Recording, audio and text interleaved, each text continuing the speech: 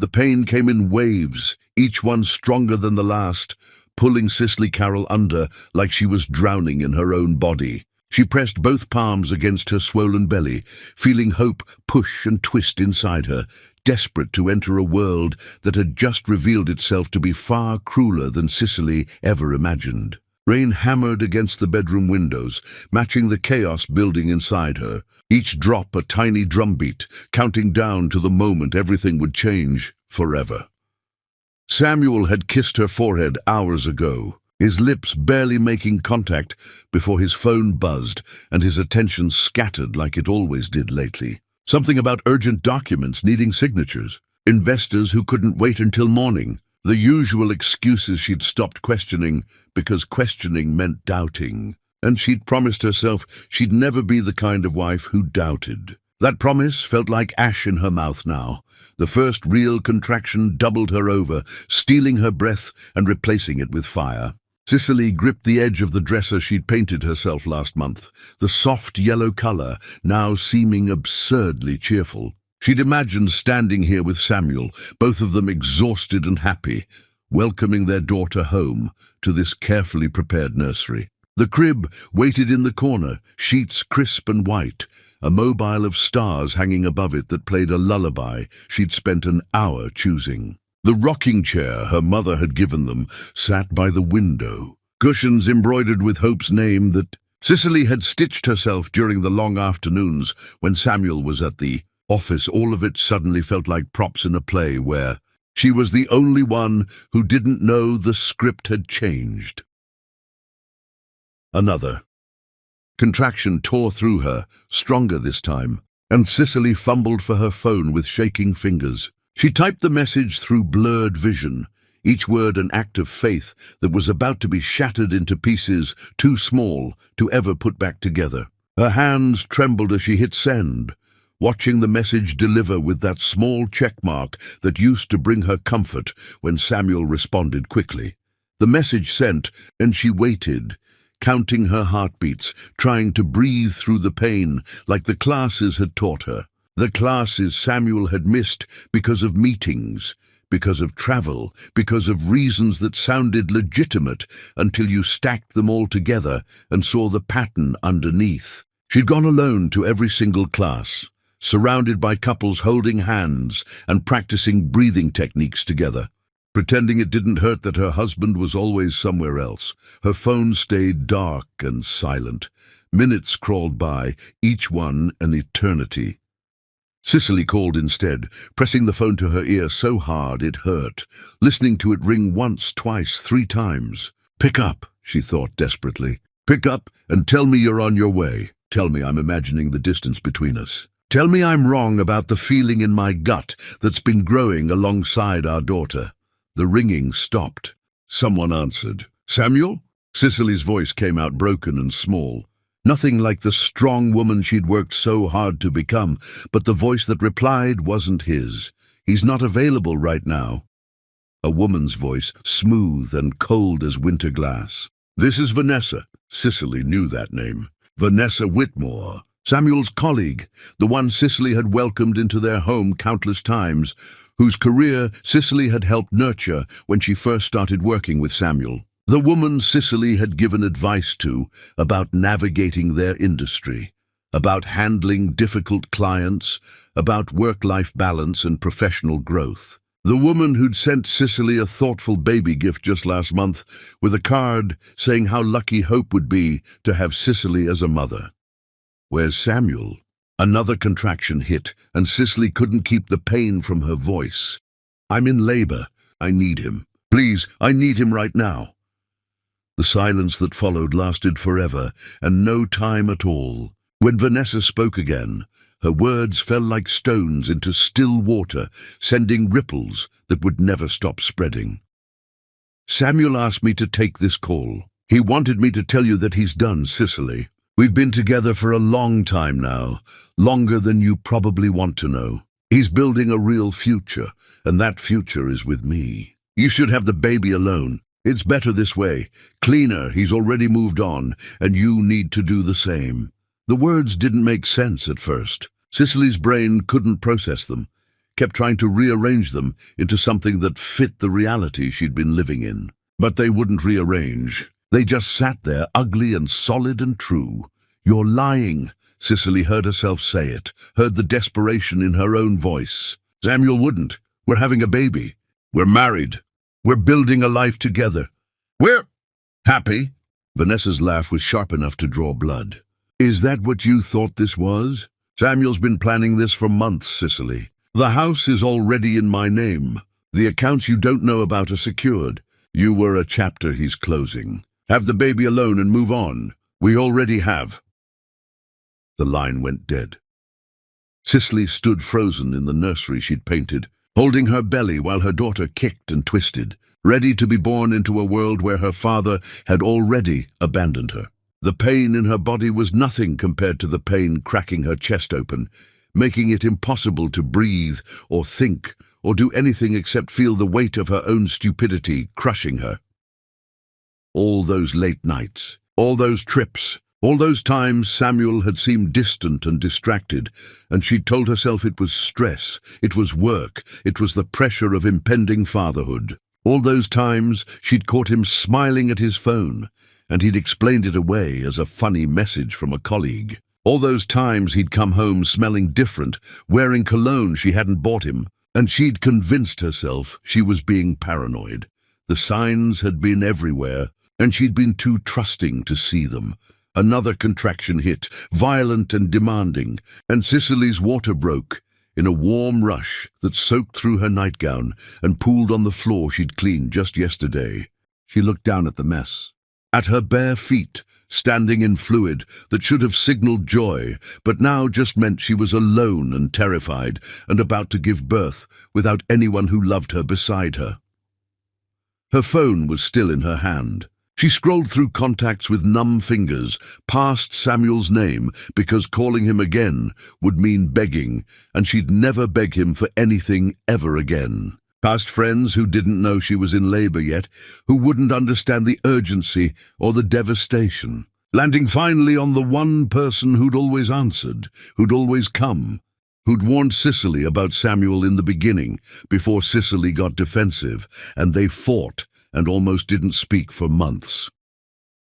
Jolene, her younger sister, her person. The phone rang once before Jolene picked up, her voice thick with sleep but immediately alert when she heard Cicely's breathing. "Cece? What's wrong? Talk to me." "The baby's coming." Cicely could barely get the words out through the pain and shock. "Jolene, I need you. Samuel's gone. He's been with someone else and he's gone and the baby's coming and I can't do this alone. I can't." "You're not alone. I'm coming right now. Right now, you hear me? Don't move. Don't do anything. Just breathe. I'm 10 minutes away, baby sister. 10 minutes. Hurry!" Cicely slid down to sit on the floor, her back against the wall, one hand on her belly and the other clutching the phone like it was the only solid thing in a world that had just turned to quicksand. "Please hurry. I'm so scared. I know you are, but you're the strongest person I know, and you're going to get through this. Keep breathing. Talk to me. Tell me what happened." Cicely tried to explain through contractions and tears, her words coming out fractured and desperate. Jolene listened while throwing on clothes and running to her car, making comforting sounds and promises that everything would be okay, even though they both knew nothing would ever be okay again in the way it had been.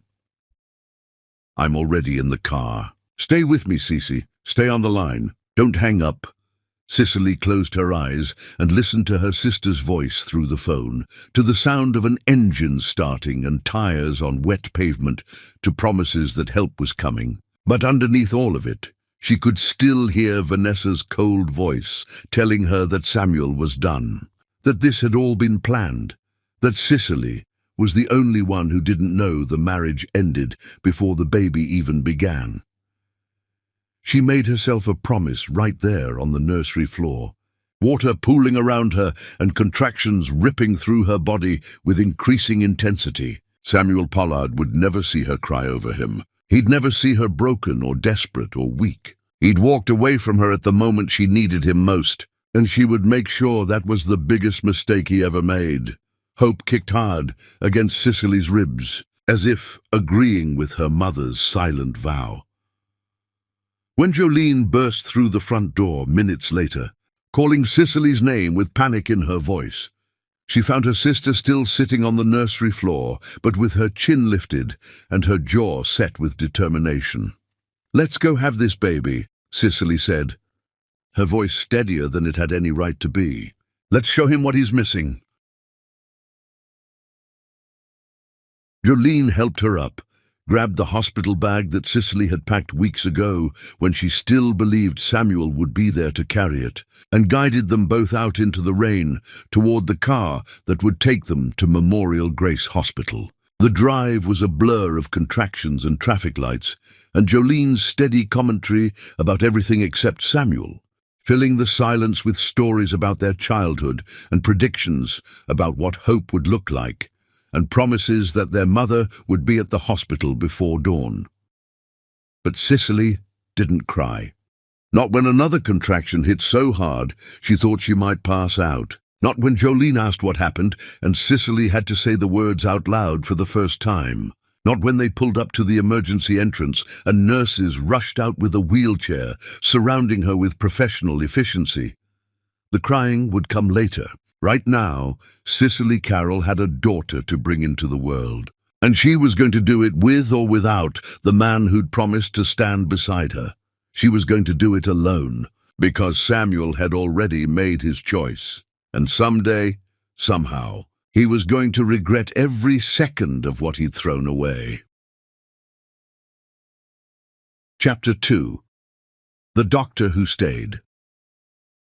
The delivery room lights burned too bright, turning everything into stark shadows and harsh reality. Cicely gripped the bed rails while her body worked to push hope into the world, each contraction a reminder that she was doing this alone, despite being surrounded by strangers in scrubs. Jolene held her hand, whispering encouragement that Cicely could barely hear over the roaring in her ears. But there was an emptiness beside the bed where Samuel should have been. And that emptiness felt like another person in the room, cold and accusatory and impossible to ignore.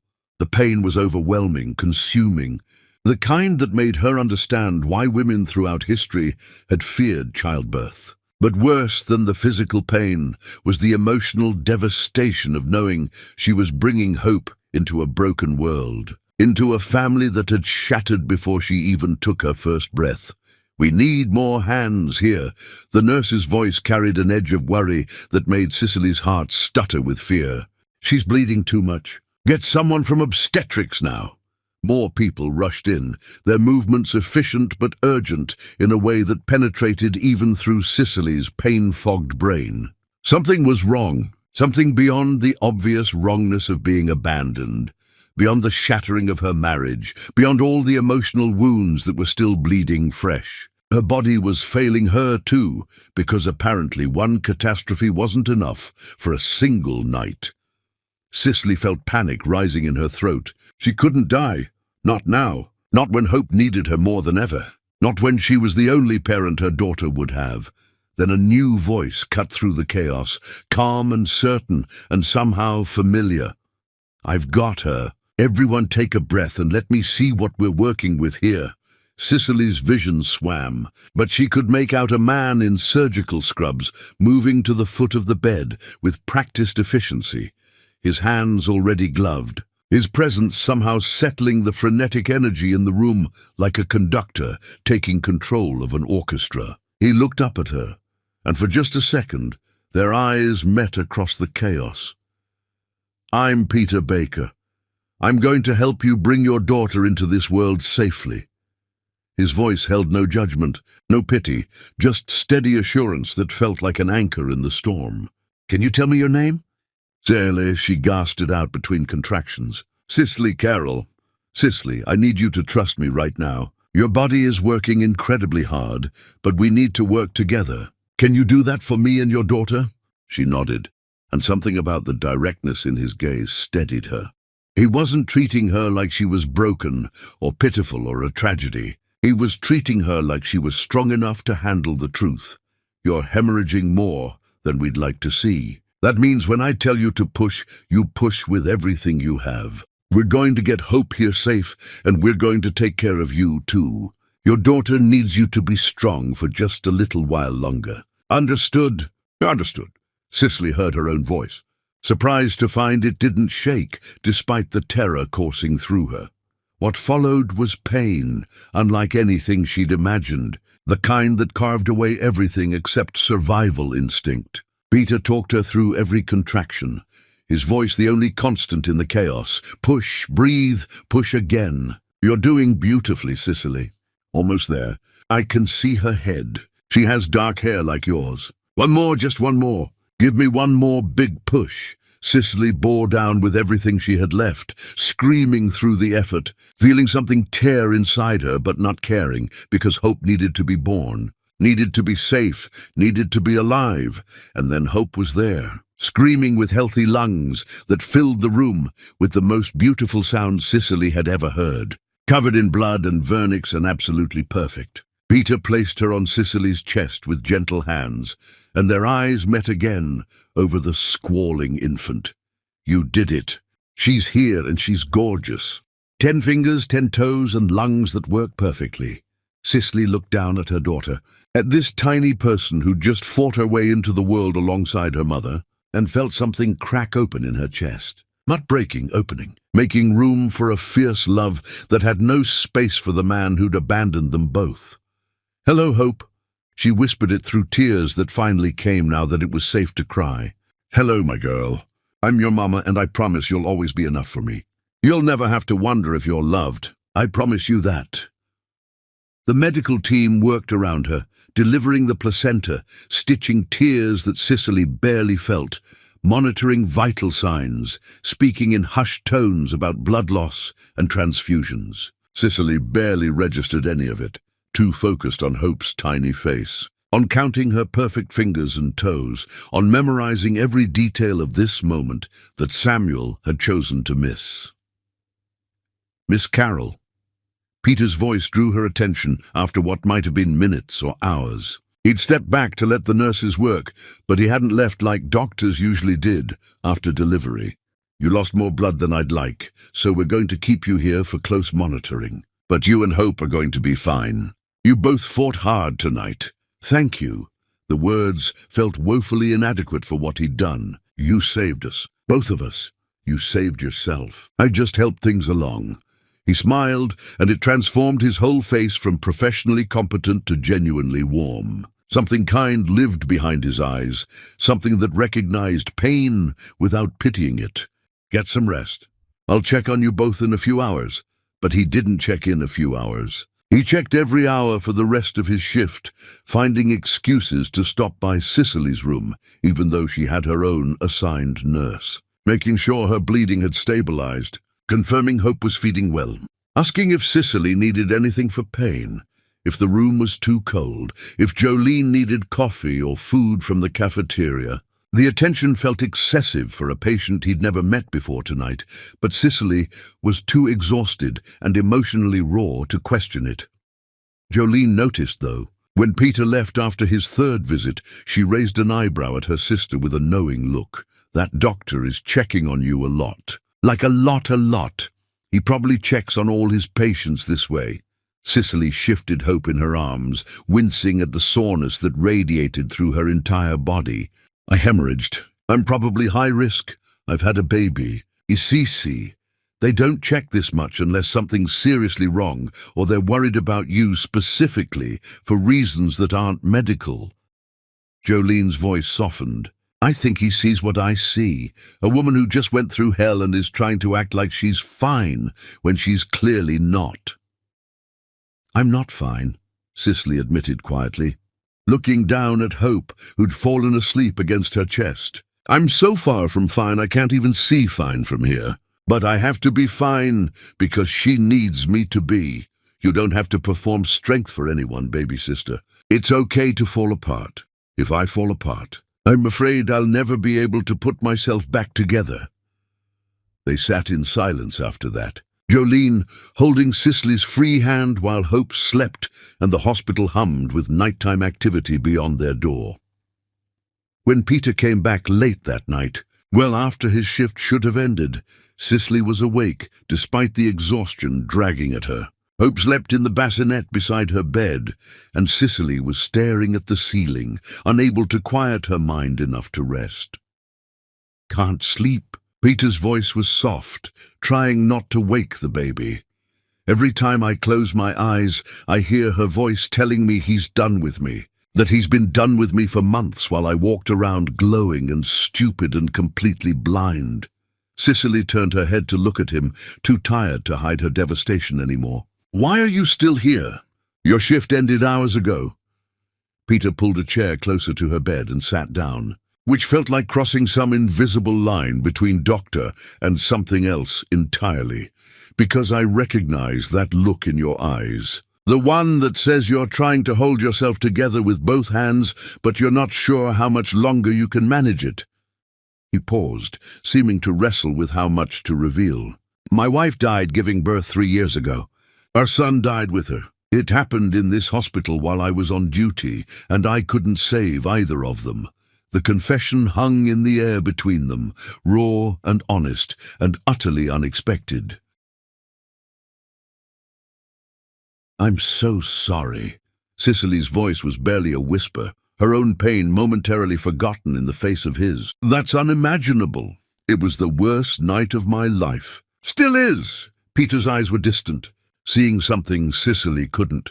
"I threw myself into work afterward, kept everyone at arm's length, convinced myself I was cursed, or dangerous, or somehow responsible for losing them. I became a machine who delivered babies and went home to an empty apartment and counted the days without really living through any of them." "What changed?" "Nothing changed. I just got better at pretending I was okay."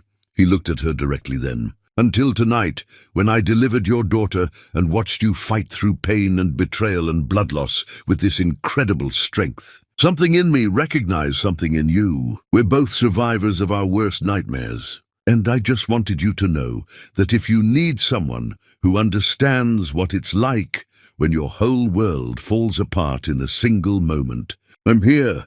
Cicely felt tears sliding down her temples, pooling in her ears. "I thought I'd never trust anyone again. I thought Samuel broke that part of me permanently. He broke your trust in him.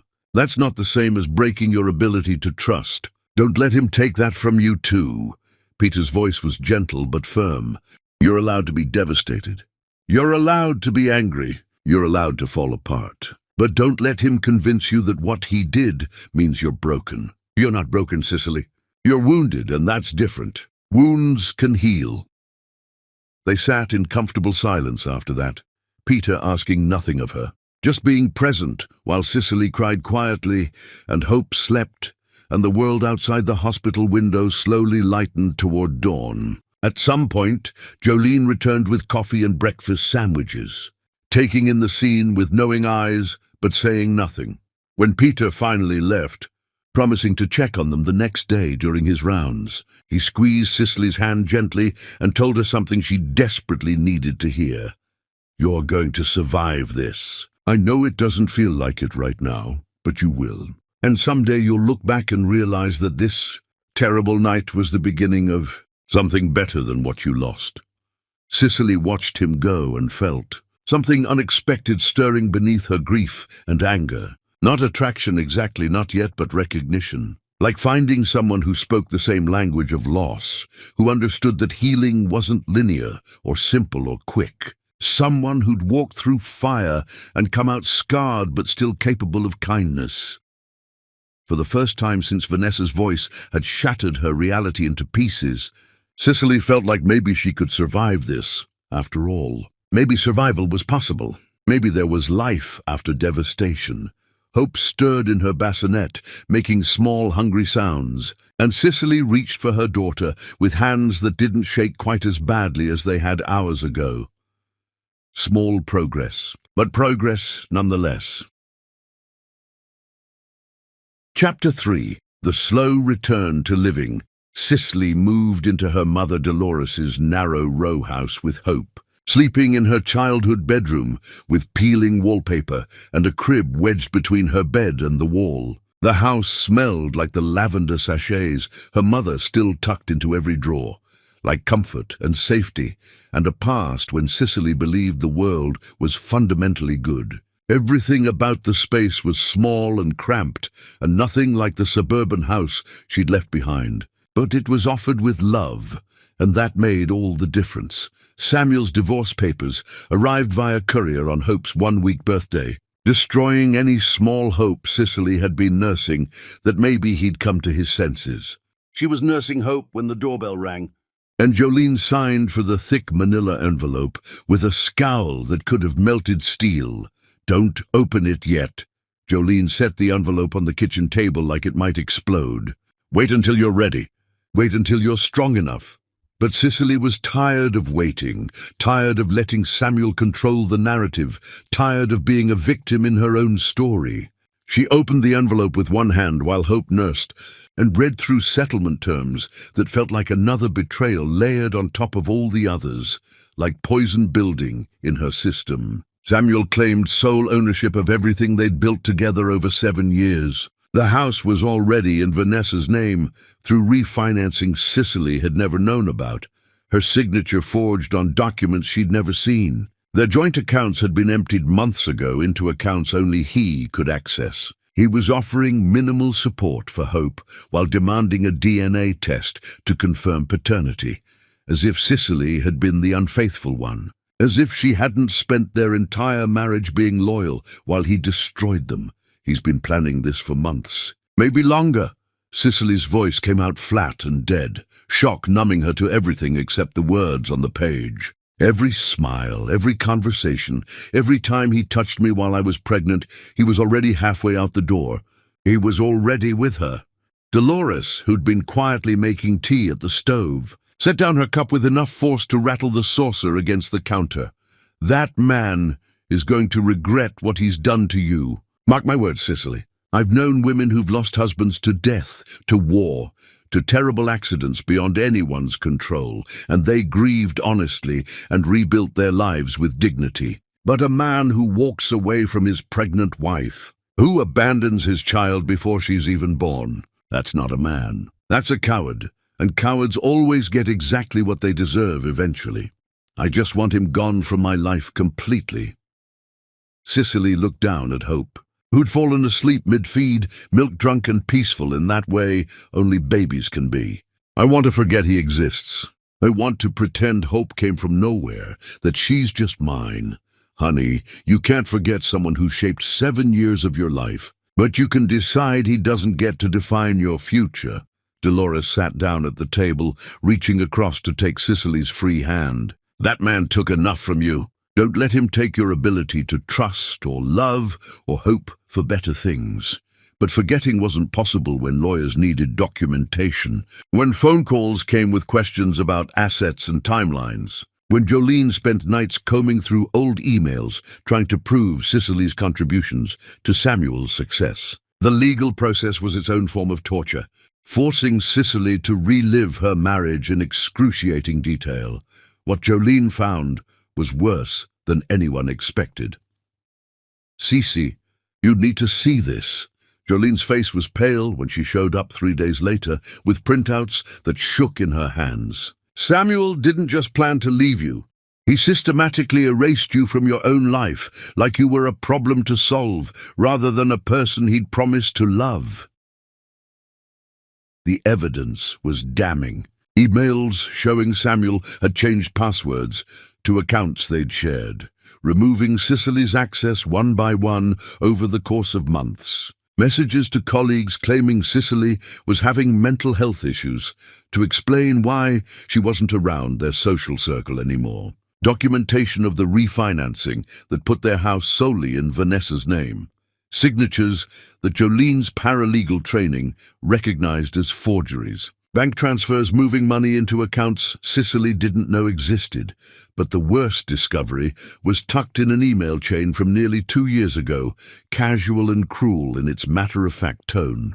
Samuel had gotten a vasectomy reversal without telling Cicely, timing it with the start of his affair with Vanessa, who apparently wanted children. Hope hadn't been the planned blessing Cicely thought they'd created together.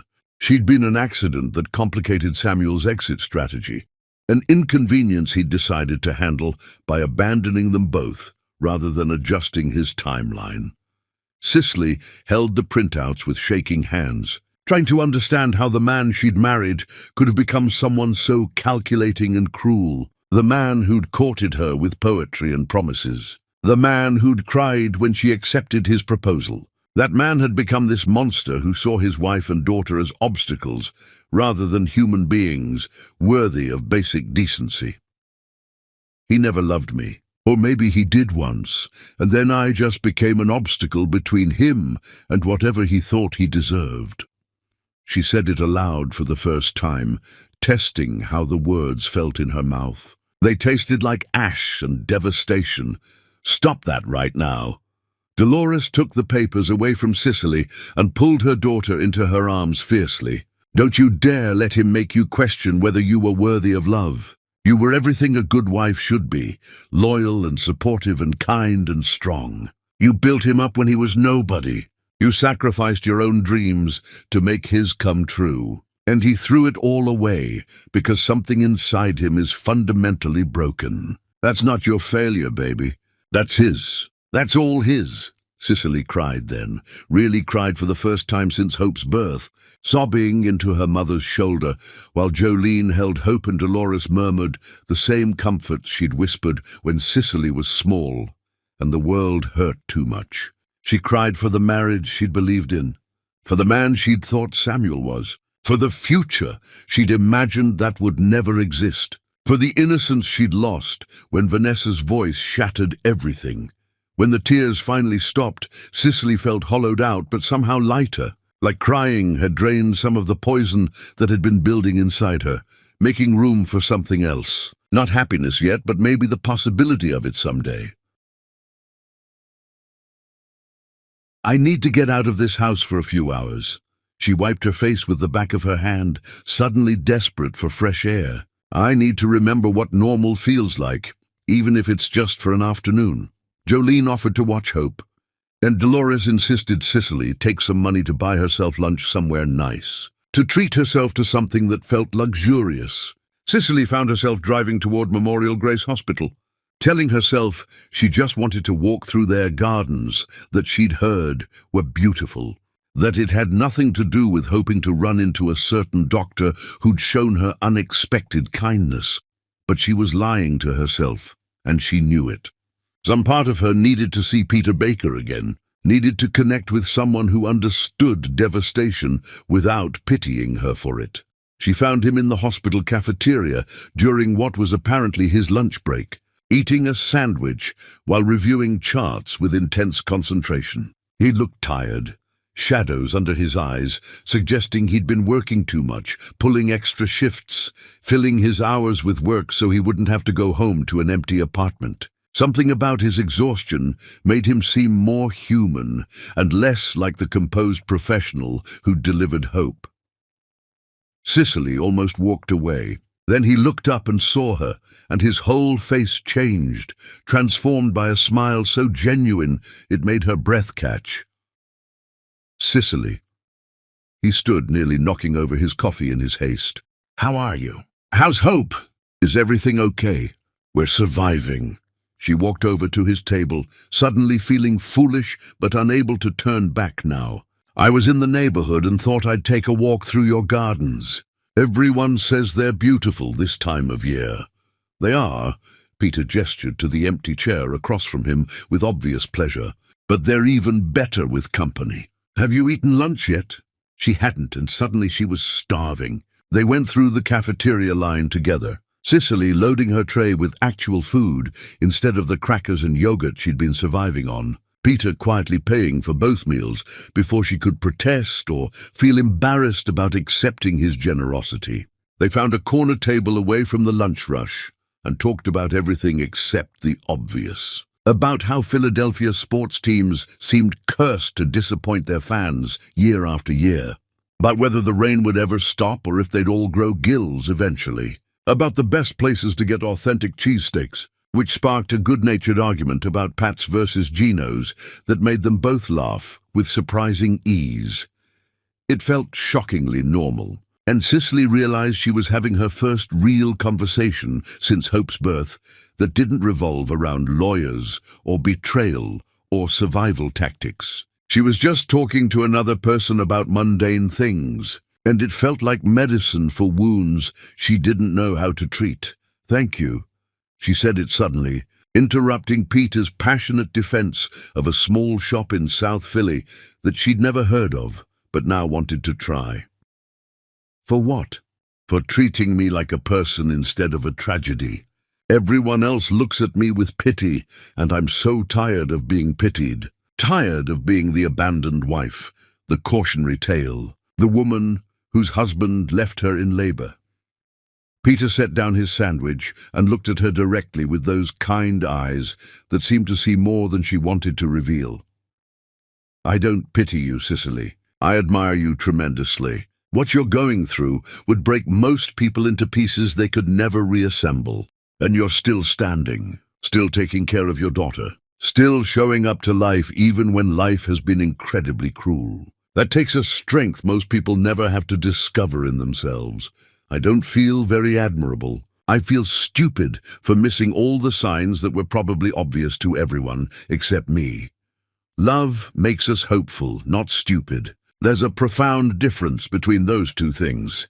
Peter paused, choosing his words with obvious care. "After Catherine died, I convinced myself I should have seen it coming, that I'd missed warning signs that would have saved her. My colleagues at the hospital had to sit me down and explain that sometimes terrible things just happen without warning or reason. And beating yourself up for not predicting the unpredictable is just another form of self-torture that serves no purpose." "How did you stop blaming yourself?" "I didn't, not completely. But I started therapy, and I started being honest about how much I was struggling instead of pretending I was fine. And slowly I learned that I could live with the loss without letting it define everything I am or could become." He met her eyes steadily. "You're early in this journey, Cicely. It's okay to not be okay yet. It's okay to be angry and devastated and confused. Those feelings are normal and necessary. They're how you process trauma." Cicely felt something loosen in her chest, like Peter's words had untied a knot she didn't know was there. "Can I ask you something personal?" "Anything. I'm an open book. Why did you tell me about Catherine? You barely knew me when you shared something that intimate." Peter was quiet for a long moment, his expression thoughtful. "Because when I delivered hope and looked at you, I saw in your eyes the same look I'd seen in my own mirror for 3 years, like you were bracing yourself to survive the unsurvivable, to endure the unendurable. And I wanted you to know it's possible to come out the other side, that you can survive something that feels like it should destroy you completely and still be capable of joy and connection and hope." "I'd like that." Cicely heard herself saying it, surprised by her own honesty. "I'd like to believe I won't always feel this broken and empty." "You're not broken. You're healing, which is fundamentally different. Broken things stay broken. Healing things become stronger at the places where they mended." Peter pulled out his phone. "I'd be honored if you'd call me when you need someone to remind you of that truth, or when you just need someone to talk to about nothing important at all." They exchanged numbers, and it felt like crossing another invisible line between appropriate boundaries and something more complicated. Peter was technically Hope's doctor, even if their connection had nothing to do with medicine anymore. But the bond between them had everything to do with shared understanding of profound loss and the determination to survive it. When Cicely left the hospital later, walking through gardens that were indeed beautiful, with autumn flowers and changing leaves, she felt lighter than she had in weeks. Like maybe she could survive Samuel's betrayal. Like maybe survival was just the beginning of something, and somewhere down the road that she couldn't see yet, there might be actual happiness waiting instead of just endless grief. She drove home to her mother's house where Hope was crying for her next feeding, and Cicely picked up her daughter with hands that didn't shake quite as much as they had that morning. Small progress, incremental healing, but progress nonetheless. And that was enough for now. Chapter 4. The Comfort of Being Seen. Samuel's life with Vanessa wasn't the fairy tale he'd imagined during late-night texts and stolen afternoons that had made him feel alive and desired. She'd been exciting as a secret, all sharp edges and ambition and forbidden passion that made him feel like he was living in a movie rather than the mundane reality of marriage and impending fatherhood. But as his girlfriend, his official partner, his presumed future wife, Vanessa was exhausting in ways that made him question everything he'd destroyed to be with her. She wanted dinner at restaurants he couldn't afford, now that lawyers were draining his accounts faster than he could replenish them. She made cutting comments about his clothes, his car, his modest apartment, comparing him unfavorably to her ex-boyfriend who apparently had better taste and deeper pockets. She expected grand gestures and constant attention, getting angry when he worked late or came home tired from the stress of the divorce and failing business relationships. The irony wasn't lost on Samuel. He'd destroyed his marriage for a woman who was now making him miserable in completely different ways, replacing Cicely's quiet support with constant criticism. His parents had made their position devastatingly clear when he tried to introduce Vanessa at their anniversary dinner at an upscale restaurant he couldn't afford. His mother had taken one look at Vanessa's smug expression and stood up from the table. "We're leaving." His mother had said it directly to Samuel, her voice cold in ways he'd never heard before. "I didn't raise my son to be the kind of man who abandons his pregnant wife. I didn't raise him to be cruel and calculating. Whoever you've become, I don't recognize you anymore." His father's words had cut even deeper. "When you're ready to apologize to Cicely and meet your daughter properly, like a decent human being, you can call us. Until then, we have nothing to say to you. You've disgraced this family and everything we taught you about character and integrity." They'd left the restaurant without ordering, and Samuel hadn't heard from them since, except for a brief text from his mother weeks later. "Your daughter was born healthy. Her name is Hope. She looks like Cicely. You missed it. I hope whatever you think you gained was worth what you threw away." The rejection from his family compounded the rejection from colleagues and clients who genuinely liked Cicely, who'd trusted her judgment and warm personality, who felt personally betrayed by how Samuel had treated her. His reputation was crumbling like a building with faulty foundations, and Vanessa's solution was to relocate somewhere fresh, somewhere people didn't know his history or judge him for his choices. But Samuel couldn't leave. His lawyer had warned him that leaving the state during divorce proceedings and potential custody issues would look terrible to judges, make him seem like he was fleeing responsibility. And despite everything, Samuel still believed he could somehow control the narrative, spin the story so he came out looking less villainous. He was wrong. But he didn't know that yet. He drove past Dolores's house one evening, telling himself he just wanted to see where Hope was living, that it was his right as her biological father to know these things. But when he parked down the street with his lights off and looked through the lit windows like a stalker, what he saw made his chest tight with something that felt uncomfortably like regret.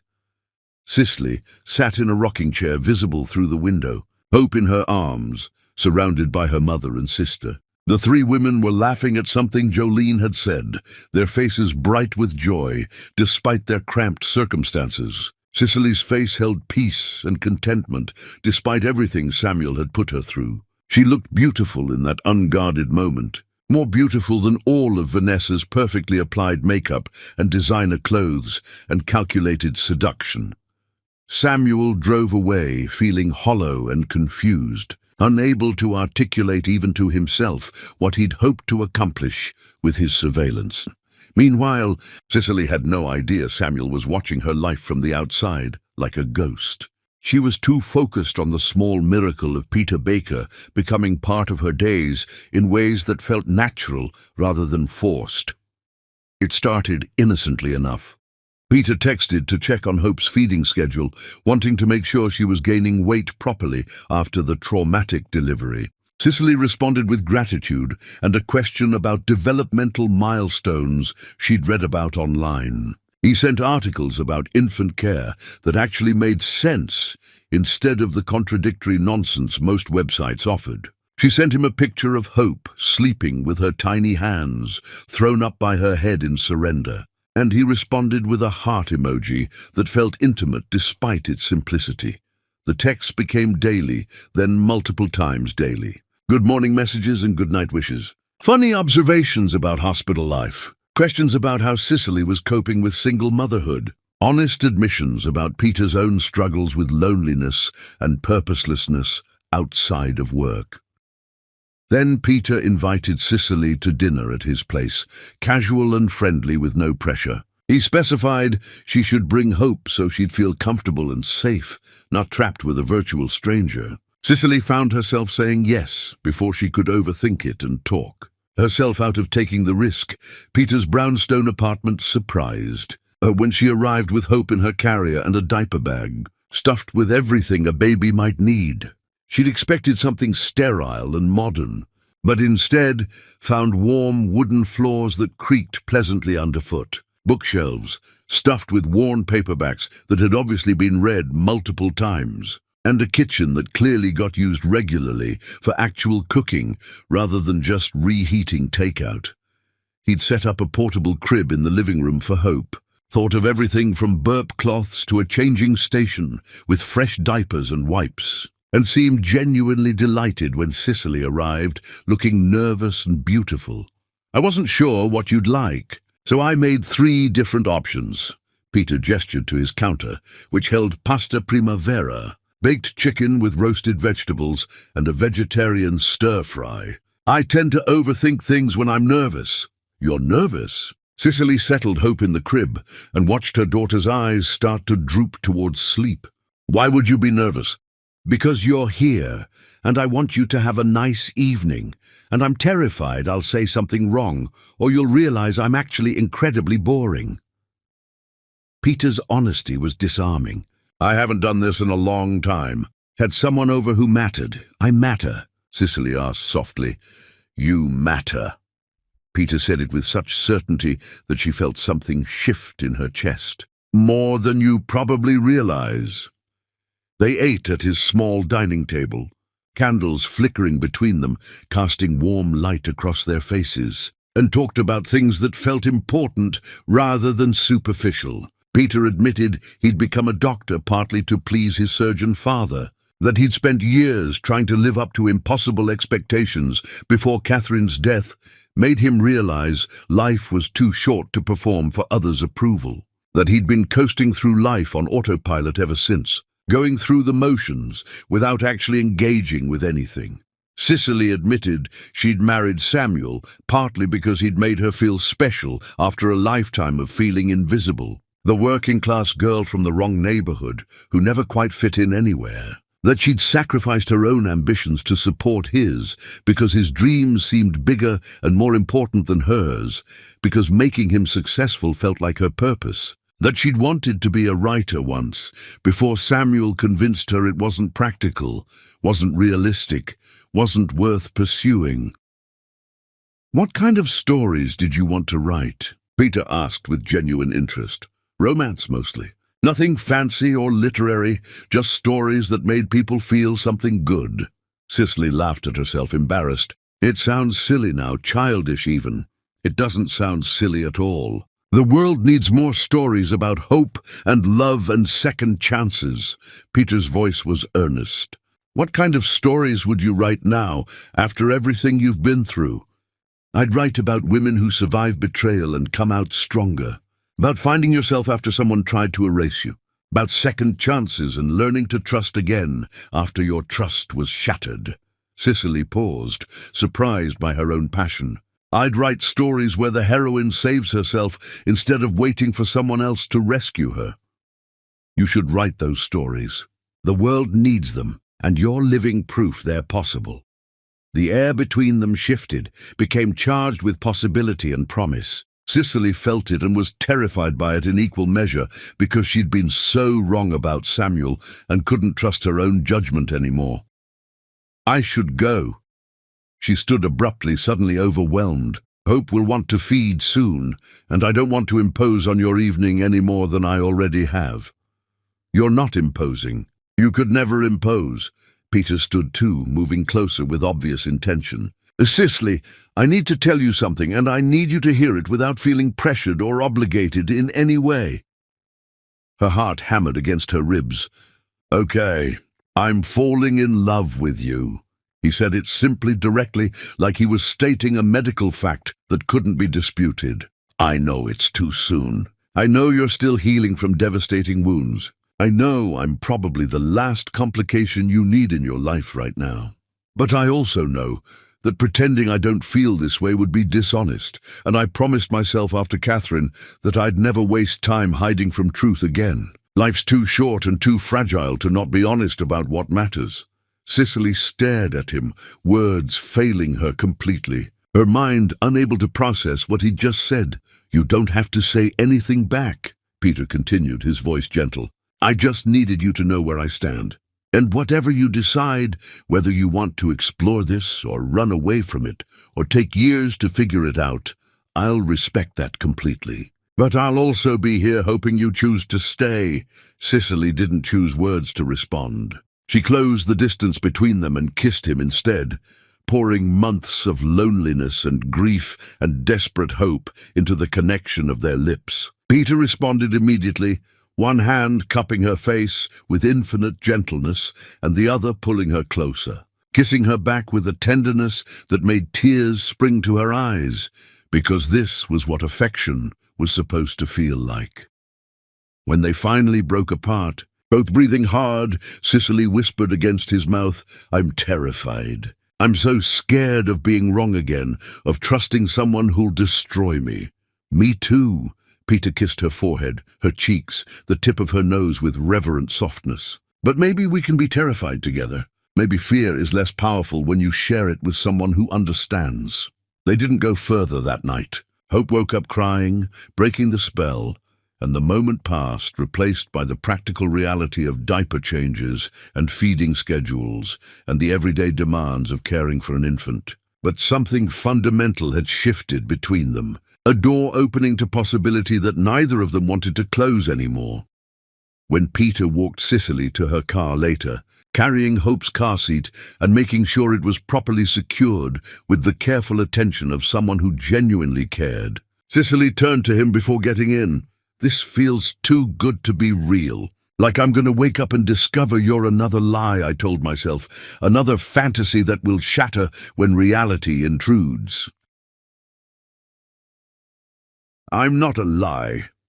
Peter touched her face gently, his thumb brushing across her cheekbone.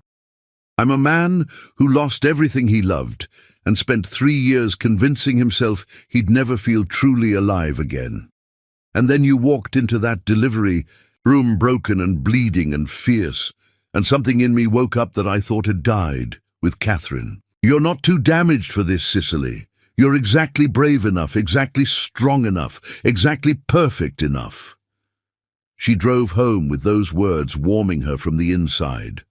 Hope sleeping peacefully in the back seat.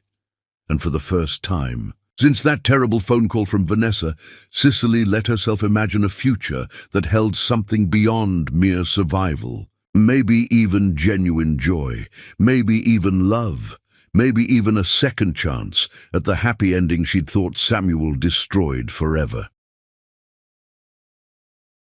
Chapter 5.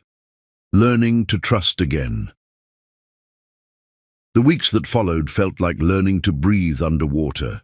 Unnatural and terrifying, but somehow possible if you trusted your instincts and didn't panic. Peter became a constant presence in Cicely's life, not overwhelming, but steady in ways that felt foreign after Samuel's hot and cold attention patterns. He'd show up at Dolores's house with dinner when he knew Cicely had been wrestling with lawyers, all day, bringing enough food for the whole family and never expecting gratitude or acknowledgement. He'd text her random thoughts that made her laugh at unexpected moments. He'd sit with Hope while Cicely showered, treating her daughter with a tenderness that made Cicely's heart ache with longing for what could be. Jolene watched it all with cautious approval, her protective instincts on high alert after Samuel's betrayal. "He's good to you," she said it one evening while folding Hope's endless laundry, Cicely beside her tackling the mountain of burp cloths that seemed to multiply overnight. "Almost too good, if I'm being honest. I keep waiting for the other shoe to drop, for him to show his true colors." "So do you think he's another Samuel?" Cicely didn't make it a question. "I think you've been hurt badly, and I'm your sister, so I'm allowed to be paranoid on your behalf. It's my job." Jolene softened, setting down the tiny onesie she was folding. "But honestly, he doesn't set off any of my alarm bells. He just seems like a genuinely decent man who cares about you. And that scares me almost as much as if he were obviously terrible, because now you have something real to lose." "That's what terrifies me too," Cicely admitted quietly. "With Samuel, there were red flags I ignored. The late nights, the distance, the way he made me feel small sometimes. But with Peter, everything feels too perfect, and I don't trust my own judgment anymore. What if I'm missing warning signs again? What if I'm so desperate for someone to love me that I'm seeing what I want to see instead of what's really there?" So go slow. Let him prove himself over time through consistent actions rather than words. There's no rush to figure out your entire future right now. Jolene reached over to squeeze Cicely's hand. "You're allowed to be cautious. You're allowed to protect yourself. Just don't let fear prevent you from being open to something good." But slow felt impossible when every moment with Peter made Cicely feel more alive than she had in years of marriage to Samuel. They talked for hours about everything and nothing. His childhood in a wealthy family that valued achievement over affection, where love came with conditions and expectations. Her working-class neighborhood, where everyone knew everyone's struggles and triumphs, where community meant something tangible rather than abstract. Their shared love of old movies and terrible puns and the smell of rain on pavement. Peter told her about Catherine in increasing detail as he grew more comfortable, about their whirlwind courtship and quick marriage, about how he'd loved her fiercely, but always with an undercurrent of fear that he'd lose her, about how that fear had proven prophetic in the worst possible way, becoming a self-fulfilling prophecy he couldn't prevent. "I blame myself for months afterward."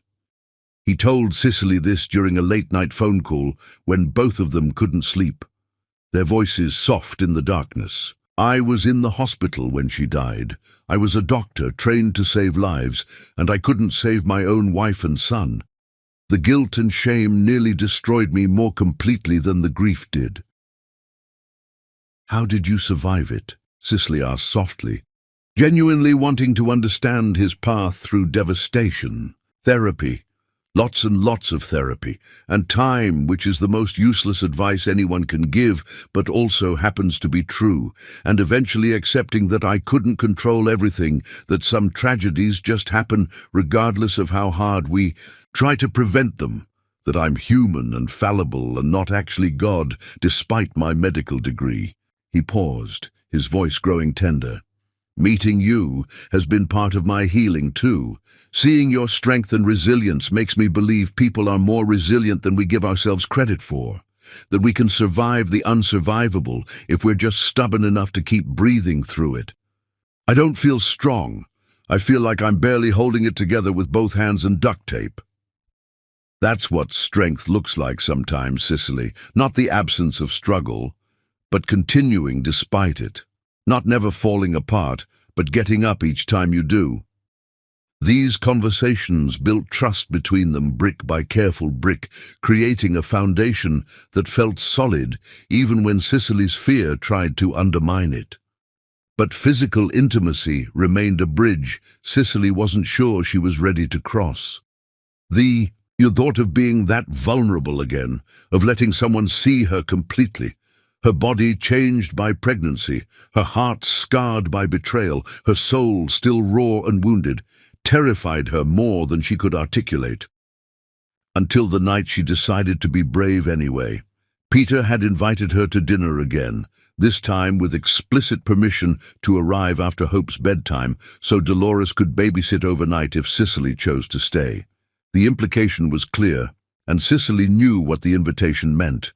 She spent the entire drive to his apartment talking herself through waves of panic and anticipation, her hands gripping the steering wheel with white-knuckled intensity. Peter answered the door in jeans and a soft sweater that made him look approachable and handsome, vulnerability written across his face that somehow eased Cicely's nerves. He'd cooked pasta from scratch, the apartment smelling like garlic and fresh herbs and domestic comfort. They ate by candlelight, while rain drummed against the windows in rhythm, creating a cocoon of intimacy that felt separate from the outside world. The conversation flowed easily, touching on everything from Hope's new sleeping patterns to Peter's challenging case at the hospital to Cicely's tentative attempts at writing again during stolen moments. After dinner, while washing dishes side by side in comfortable silence, Peter turned to her with sudsy hands and naked honesty. "I don't have expectations for tonight.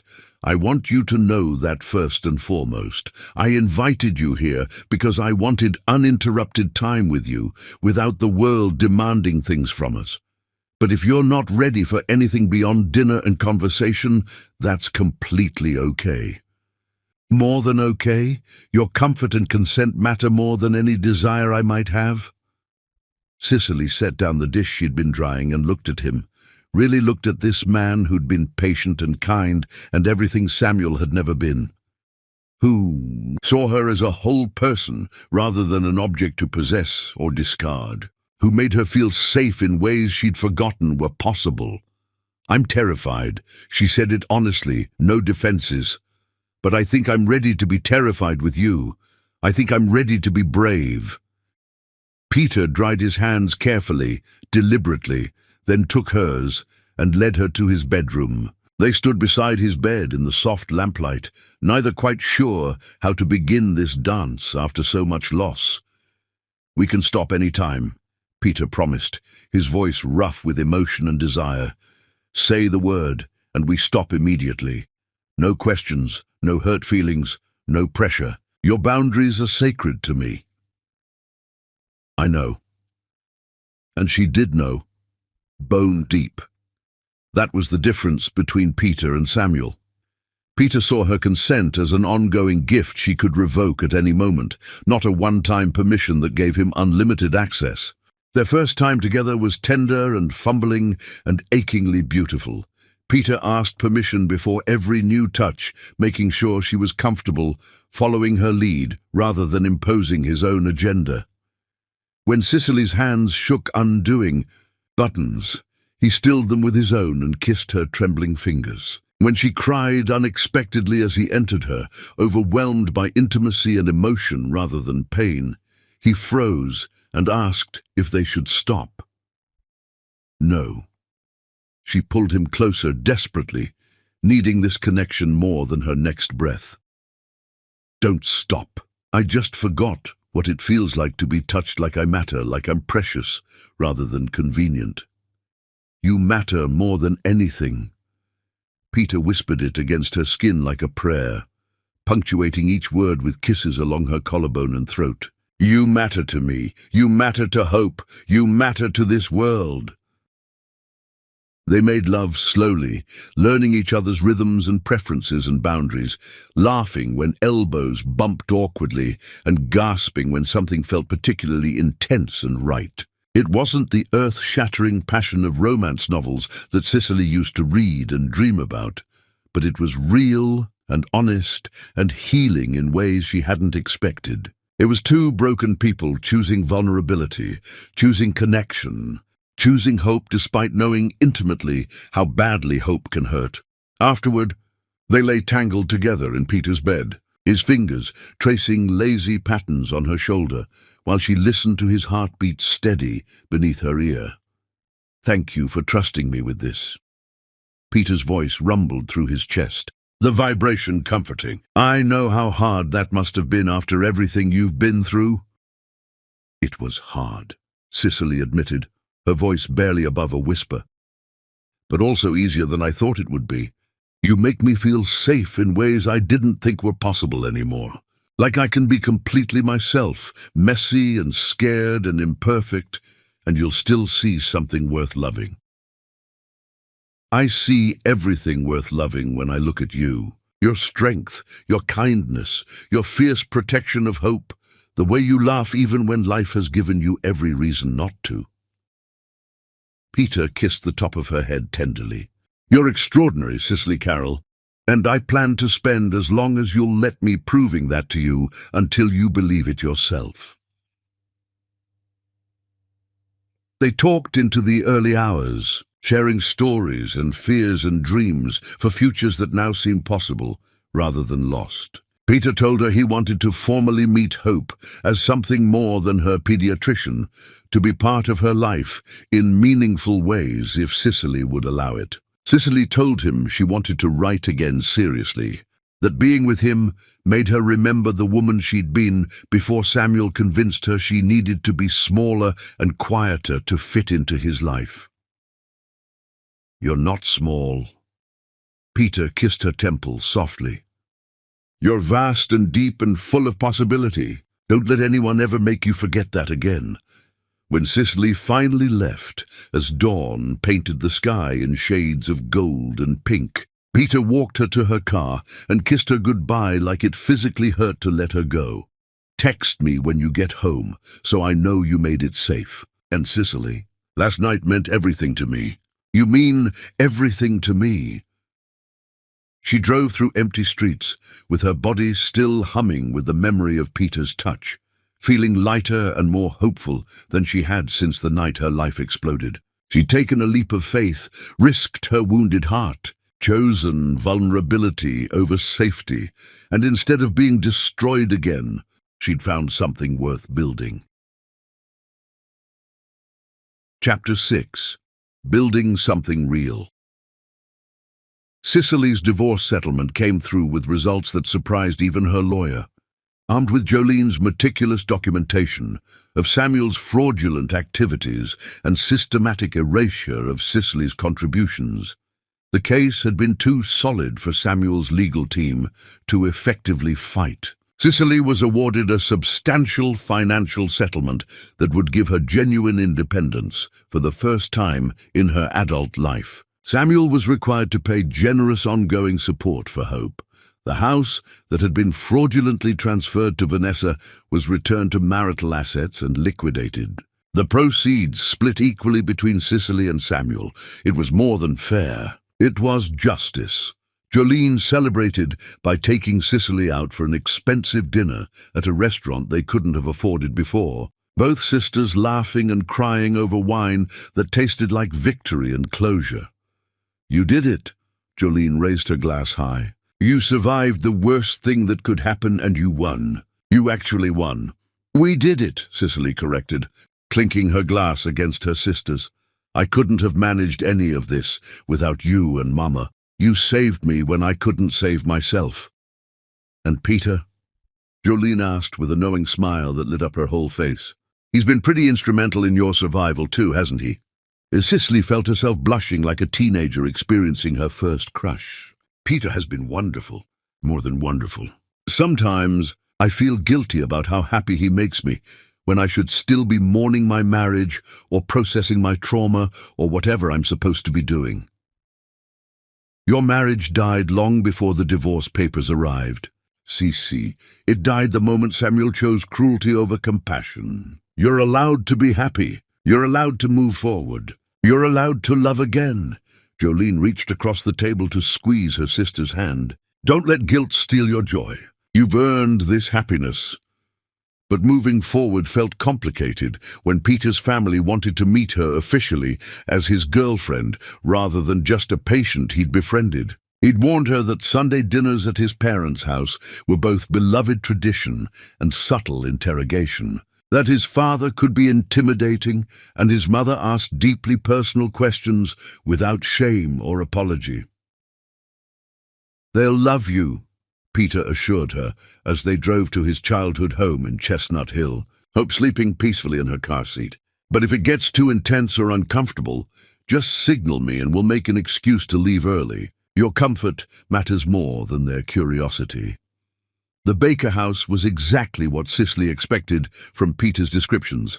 Large and elegant without being ostentatious, filled with medical journals and family photographs, and the kind of understated wealth that came from generations of professional success rather than sudden fortune. His mother Eleanor answered the door before they could knock and immediately pulled Cicely into a warm embrace that felt genuine rather than performative. "It's so good to finally meet you properly. Peter talks about you constantly, won't shut up about you, actually." Eleanor's eyes sparkled with good humor when she pulled back to study Cicely's face. "And this must be Hope. Oh, she's absolutely precious. Can I hold her?" Cicely found herself handing over her daughter, watching carefully as Eleanor cradled Hope with the practiced ease of someone who'd raised children and helped raise grandchildren. Peter's father, Thomas, was more reserved but not unkind. He shook Cicely's hand firmly and studied her with the assessing gaze of someone who'd spent decades evaluating people's character and honesty through their body language and word choices. The dinner started with palpable tension on Cicely's part, hyper-aware of using the wrong fork or saying something that revealed her working-class background as inadequate. But then Eleanor asked about Cicely's writing, and somehow they ended up in a passionate discussion about romance novels that Eleanor read voraciously, despite her surgeon husband's gentle teasing about her literary taste. "Don't let Thomas fool you," Eleanor winked conspiratorially. "I caught him crying over a Nicholas Sparks movie last month, absolutely sobbing into his handkerchief. I had something in my eye," Thomas protested with obvious discomfort, but his lips twitched toward a smile that humanized him. Peter's two sisters arrived later with their families, and suddenly the formal dining room filled with noise and laughter, and children running around with the chaotic energy that only kids can generate. Cicely watched Peter hold Hope with natural ease, while simultaneously helping his 10-year-old nephew with math homework, and something in her chest expanded almost painfully, with emotion she couldn't quite name. This was what family was supposed to feel like, not the cold distance of Samuel's parents, who'd always made Cicely feel like she wasn't quite good enough for their accomplished son. But this warm, chaotic acceptance that said, "You belong here, you are wanted here, you are valued here exactly as you are." After dinner, while others cleared dishes and the children played a loud game in the living room, Thomas asked Cicely to join him in his study. Her heart hammered with anxiety, sure this was where he'd express concerns about her suitability for Peter, about the baggage she brought, about whether she was using his son as a rebound. Instead, he gestured to a leather chair and poured them both scotch from a crystal decanter, before sitting across from her with serious intent. "My son was barely alive for 3 years after Catherine died. He went through all the motions of living without actually engaging with life." Thomas swirled his drink thoughtfully, choosing words carefully. "He worked obsessively, kept everyone at emotional arm's length, convinced himself he was somehow cursed or dangerous. When he told me about you, I was skeptical, concerned that he was rushing into something to fill a void rather than building something real." "I understand those concerns," Cicely said quietly, her hands tight around her glass. "I worry about the same things myself. But seeing him tonight, seeing the way he looks at you and your daughter, seeing him actually laugh and engage and participate in life again, I understand something important." Thomas met her eyes directly. "You didn't fill a void in Peter's life. You reminded him why life is worth fully living despite the risks inherent in loving anyone. That's a profound gift. He's done the same for me."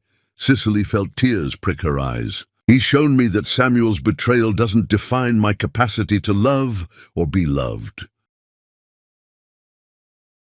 I won't pretend your situation isn't complicated. You're both healing from significant trauma. But I also won't pretend that love waits for convenient timing or ideal circumstances. Thomas set down his glass. If you and Peter are choosing each other with full awareness of the risks and challenges, you have my blessing and my support. Welcome to the family, Cicely. She felt tears slide down her cheeks, overwhelmed by acceptance she hadn't expected and kindness that felt almost too good to be real. Later that night, after they'd said goodbyes and loaded a sleeping Hope into the car, Peter drove them not toward Dolores's house, but toward his apartment. Cicely didn't question it. She understood the unspoken invitation, felt the same need for connection and celebration. Once inside, with Hope settled in the portable crib that now permanently lived in Peter's spare room, they came together with an urgency that had been building all evening. Peter backed Cicely against his bedroom door, kissing her deeply while his hands roamed her body with growing confidence and familiarity. "I love you," he said it against her lips, no hesitation or doubt. "I love you so much, it scares me sometimes. Because I know what it's like to lose everything you love." "I love you too." Cicely pulled his shirt over his head, emboldened by desire and wine, and the certainty that this man was hers in ways Samuel had never been. "Take me to bed, Peter. Make me forget everything except this moment, everything except us." Their lovemaking was different this time. Less tentative, more passionate and exploratory.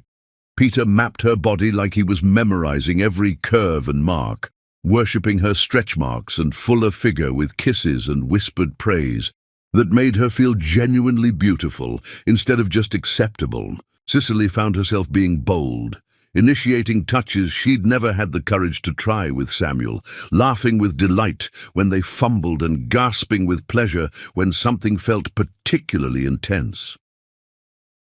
"Tell me what you want." Peter's voice was rough with desire as he moved inside her with deliberate slowness. "I want to give you everything you need and desire." "This," Cicely arched against him, pulling him deeper with her legs wrapped tight around him. "You, just you, exactly like this, exactly now." They climbed toward release together. Peter's name a repeated prayer on Cicely's lips as pleasure crashed over her in waves that seemed endless. He followed moments later, burying his face in her neck and trembling with the intensity of it all. Afterward, tangled together in sheets damp with sweat and satisfaction, Peter traced patterns on Cicely's bare shoulder and spoke with quiet seriousness. "I want you to move in with me, you and Hope. I want to wake up to you every morning and come home to you every night. I want to be Hope's father in every way that matters, not just legally someday, but in the daily reality of bedtimes and scraped knees and first days of school." Cicely's breath caught. "That's a big step. A really big step." "I know, and if it's too soon, I understand completely. But I also know that I'm completely certain about you, about us, about the future we could build together." He kissed her forehead tenderly. "Think about it. No pressure, no timeline. Just know the offer stands whenever you're ready." Cicely thought about her cramped childhood bedroom in her mother's house, about the life she'd been living that felt temporary and suspended between past and future. Then she thought about this apartment that already felt more like home than anywhere she'd lived with Samuel, about Peter's consistent kindness and steady presence. Yes. She heard herself say it before she'd consciously decided, her heart making the choice her head was still processing. "Yes, I want to move in with you. I want to build a life with you. I want Hope to grow up knowing you as her father from the very beginning." Peter's smile could have lit up the entire city skyline. He kissed her deeply, reverently, like she'd given him an extraordinary gift beyond measure. "We're really doing this. His voice held wonder and disbelief. We're choosing each other despite everything, despite all our wounds and fears. We're choosing each other because of everything, Cicely corrected, her hand on his face. Because we both know intimately what it means to lose everything and survive. Because we don't take love for granted. Because we're brave enough and scarred enough to appreciate what we're building. They made love once more, slow and sweet, and full of promises about futures that finally seemed solid rather than impossible. And when they fell asleep, wrapped around each other with hope sleeping peacefully in the next room, both of them felt like they'd finally come home after years of being lost. Chapter 7. Dangerous Desperation. Samuel's world had completely collapsed in ways he never imagined possible. The house he'd shared with Cicely had been sold, his half of the proceeds immediately seized by lawyers and the IRS for back taxes and penalties he'd somehow accumulated. Vanessa had left him for Gregory, his former colleague and supposed friend, in a betrayal that would have been poetically ironic if Samuel hadn't been too devastated to appreciate the justice of it. His parents refused his calls, returning them unopened with devastating finality. His friends had evaporated like morning fog, unwilling to associate with someone whose scandal reflected poorly on their own reputations. He was living in a studio, apartment that smelled perpetually of mildew and desperation, working a soul-crushing sales job that barely covered his bills and child support payments. Everything he'd built over 15 years had crumbled in months, destroyed by his own choices. But what truly broke Samuel, what kept him awake staring at water-stained ceilings in the dark hours before dawn, was finding out through mutual acquaintances that Cicely had moved on completely. That she was living with someone new, that Hope called another man her father and apparently adored him, that Cicely looked radiantly happy in photos people occasionally posted online, glowing in ways she'd never looked with Samuel, even in their supposedly best days. He'd thrown everything away for an affair that lasted less than 6 months after becoming public. He'd destroyed his marriage, his relationship with his parents, his reputation, his career, everything that mattered for a woman who'd used him, and discarded him the moment things became difficult rather than exciting. The regret was suffocating, consuming, inescapable. Samuel started driving past Dolores's house obsessively, then realized with growing desperation that Cicely wasn't there anymore. It took embarrassing amounts of social media stalking and casually questioning people who might know to figure out she'd moved to a brownstone apartment in a nicer neighborhood. When he finally found the address through methods he wasn't proud of, he sat in his car outside for hours, watching her new life unfold through lit windows like a movie he couldn't stop watching. He saw her laughing with a man who held Hope with practiced ease and obvious love, saw them cook dinner together, dancing in the kitchen with the baby between them in domestic bliss, saw them put Hope to bed with a coordinated routine that spoke of genuine partnership, saw them curl up on the couch together afterward, intimate and comfortable in ways Samuel had never managed with Cicely, despite 7 years of marriage. The jealousy was acid in his throat, burning and bitter. He showed up at the door one evening without warning or invitation, pressing the buzzer insistently until someone answered. His heart pounded with anxiety and desperate hope that maybe Cicely would see him and remember what they'd had, that maybe he could explain himself, that maybe forgiveness was possible. Peter opened the door instead, and Samuel felt immediate hatred for this man who'd stolen his family. Peter was handsome and clearly successful, and looked at Samuel with calm assessment rather than fear or anger. "Can I help you?" Peter's voice was polite but firm, holding authority without aggression. "I'm Samuel Pollard. I'm here to see my daughter." Samuel tried to sound confident, but heard the desperation in his own voice. "Hope's father is listed on her birth certificate now, and that person is me through legal adoption. You're the biological..." parent who abandoned her during childbirth and hasn't attempted meaningful contact in months. Peter's voice never rose, but it held steel. You have no legal right to be here, and you're not welcome. I have every right. She's my daughter, my blood. No. Cicely appeared behind Peter, and Samuel's heart clenched painfully at how different she looked from the woman he'd abandoned. Confident, strong, completely beyond his reach now. You gave up any claim to fatherhood when you let Vanessa answer my desperate call while I was in labor, when you signed away your rights without fighting, when you chose calculated cruelty over basic human decency. Cece, please. Samuel hated how his voice cracked with emotion he couldn't control. I made terrible mistakes. I know that now. But I'm trying to fix things, trying to make amends. I want to be part of Hope's life. I want to try to make this right somehow. There is no making this right. Cicely's voice was steady and cold, no tears or wavering. You didn't just leave me, Samuel.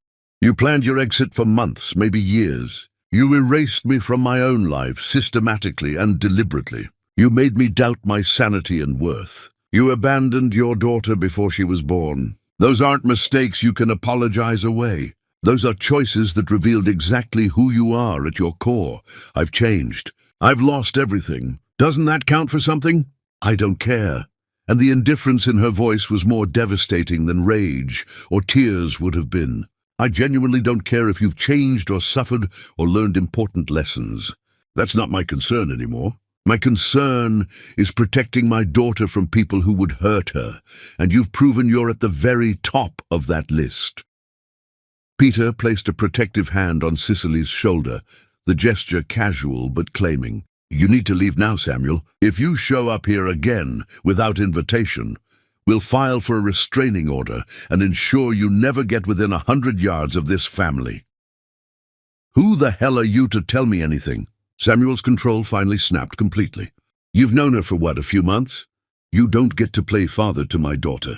You don't get to tell me. I'm the man who held her hand through the delivery you should have been present for. Peter's calm never wavered, which somehow made his words more powerful and cutting. I'm the man who's been there for every midnight feeding, every pediatrician visit, every milestone and moment you chose to miss. I'm the man Cicely trusts with her heart and her daughter's safety. And I'm the man who's going to close this door now. Goodbye, Samuel. Don't come back. The door shut firmly in Samuel's face, leaving him standing on the stoop with the weight of everything he'd lost crushing him completely. He heard voices inside, Cicely crying, but not because of him. Peter comforting her with obvious tenderness, Hope babbling happily in the background. The sounds of a family he'd destroyed and could never, ever reclaim. Inside the apartment, Peter held Cicely while she shook with reaction rather than grief or renewed heartbreak. I'm sorry. Peter kissed her hair repeatedly, his voice rough with protective anger. I'm sorry he showed up here and forced you to see him. I'm sorry he violated your peace. Don't be sorry. Cicely pulled back to look at him directly. I needed that confrontation. I needed to see him and feel absolutely nothing except relief that he's not part of my life anymore. She touched Peter's face tenderly. And I needed him to see what I have now, what he could have had if he'd been a better man, what he threw away. They stood in the entryway for a long moment, holding each other, reinforcing their commitment without words. Then Hope called for them from her crib, where she'd been napping, and they went to her together. Peter scooped her up, while Cicely stroked her daughter's dark curls with infinite gentleness. Dada. Hope patted Peter's face with her tiny hands, and his eyes filled with emotion. That's right, sweetheart. I'm your Dada, and I'm never leaving you or your mama. That's a promise I'll keep until my last breath. Later that evening, after Hope was asleep and the adrenaline from Samuel's appearance had finally faded, Peter and Cicely found comfort in each other's arms. Their lovemaking was fierce and claiming, both of them needing to reassert their connection, to prove that what they had was real and unshakable and worth fighting for. You're mine. Peter said it against Cicely's skin as his body moved with hers. Say it, I need to hear you say it out loud. I'm yours. Cicely gasped as pleasure built toward its inevitable peak. Only yours, forever yours, no one else's. They climbed together toward release, both of them crying out as waves of pleasure swept through them. And afterward they lay tangled together while their hearts slowly returned to normal rhythm. "Marry me." Peter said it suddenly, propping himself up to look at Cicely with complete seriousness. "Not someday or eventually, soon. I know we've talked about building a life together, about you moving in, but I want it official. I want you to be my wife. I want Hope to legally be my daughter. I want the whole world to know without question that you're mine and I'm yours." Cicely felt joy explode in her chest like fireworks. "Yes, God, yes. I'll marry you." They sealed the promise with kisses and whispered plans about small ceremonies and family celebrations and futures that stretched out bright and infinite before them like an open road toward happiness.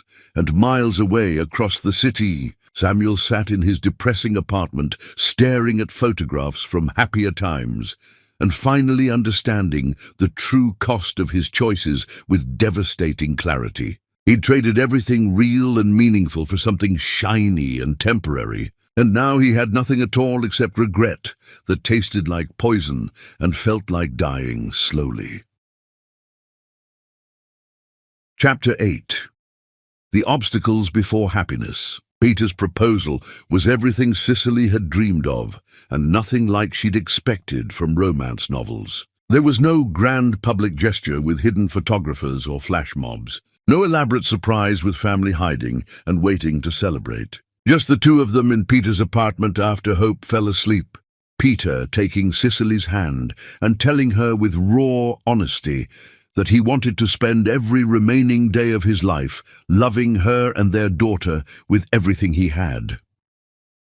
The ring he produced was a family heirloom, passed down from his grandmother to his mother, who'd given it to Peter years ago with explicit instructions to only use it when he was absolutely certain beyond any doubt.